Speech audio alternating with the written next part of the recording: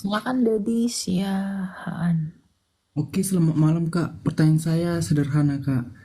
Hari Sabat itu sebenarnya hari apa Kak? Kenapa banyak orang Kristen yang beribadah hari Sabtu ataupun hari Minggu? Sabat itu Sabtu.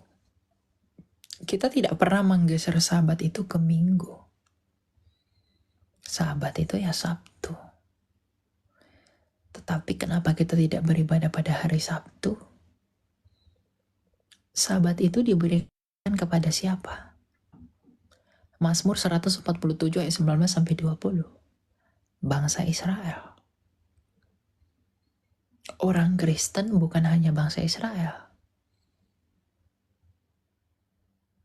Bahkan kalau kamu pergi ke Israel pada hari Sabat, kamu yang bukan bangsa Israel, kamu tidak diwajibkan mengikuti Sabat. Karena mereka akan mengatakan, itu bukan untukmu karena kamu bukan Israel. Itu untuk kami. Lagi pula, Tuhan Yesus adalah Tuhan atas hari Sabat.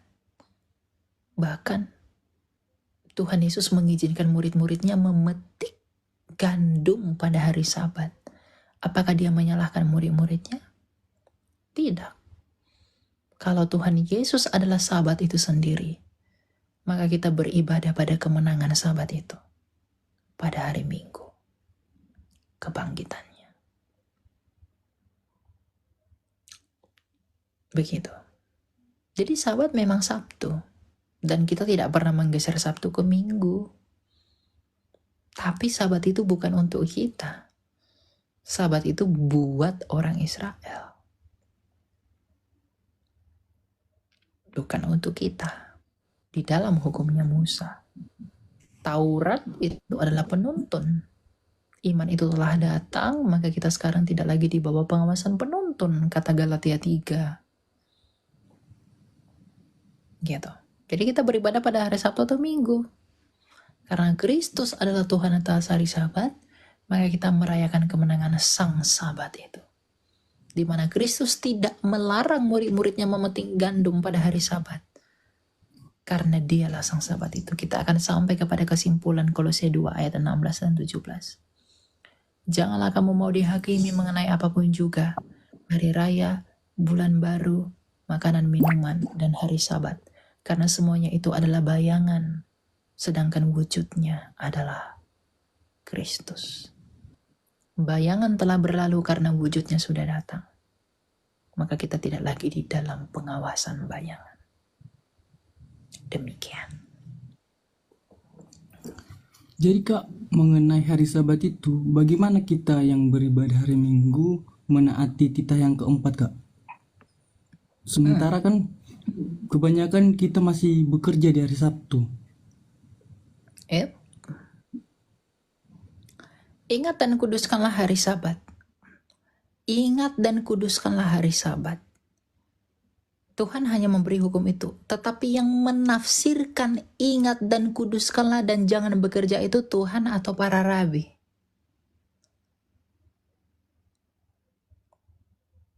Bukannya itu dari Tuhan juga Kak? Wah. Itu kan penafsiran rabi. Apa itu bekerja? Mengangkat beban. Berarti kalau perempuan pakai anting, pakai beban, maka hari Sabat perempuan tidak boleh pakai anting. Pakai topi juga itu beban di kepala, maka pada hari Sabat orang tidak boleh pakai topi. Itu penafsiran siapa? Rabi. Makanya Tuhan Yesus berkata, datanglah kepadaku yang letih lesu, yang berbeban berat. Itu tentang penafsiran, itu penafsiran kuk. Tuhan Yesus berkata, penafsiranku bukan seribet orang Farisi. Punyaku simpel. Tuhan Yesus bilang begitu.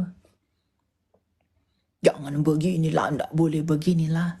Kalau memang menurut kamu Sabat itu harus seperti yang dilakukan Yahudi, kenapa Tuhan Yesus tidak melarang murid memetik gandum pada hari Sabat? Apakah kamu lebih benar dari Kristus? Kalau memang Sabat itu harus diikuti menurut tafsirnya Rabi, yang seharusnya tidak boleh memetik gandum, tapi kenapa Tuhan Yesus mengizinkan murid memetik gandum dan tidak memarahinya? Yesus dan Bapa adalah satu. Bahkan yang memberi Musa hukum keempat itu adalah Yesus sendiri sebagai sang firman di dalam Kristofaninya kepada Musa.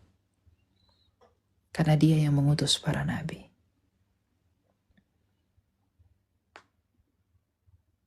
Jadi Kak, yang diberikan ke Musa itu yang titah keempat cuman ingat dan kuduskanlah hari Sabat ya Kak. Yang selanjutnya itu bukan Yang lain-lainnya kan tafsirnya Rabi.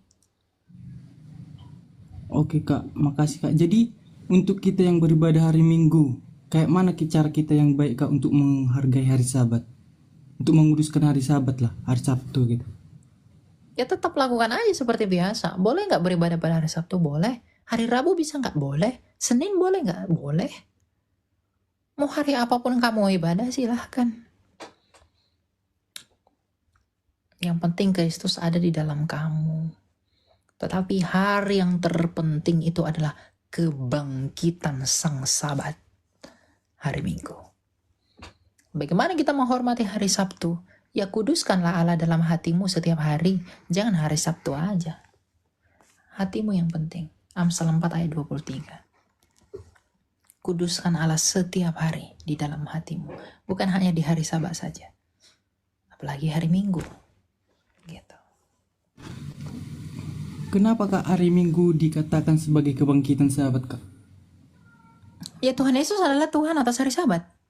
Anak manusia adalah Tuhan atas hari Sabat. Gitu kan kata Tuhan Yesus. Dia adalah penguasa Sabat. Tuhan Yesus itu. Pertanyaan satu lagi Kak, sebenarnya apanya tujuan kekristenan itu Kak? Tujuan kekristenan itu adalah menyatu dengan Allah di dalam iman kepada Kristus. Berdamai dengan Allah, menyatu di dalam kasih-Nya yang kudus itu. Itu tujuan kekristenan itu. Oke? Oke, kita lanjut ya.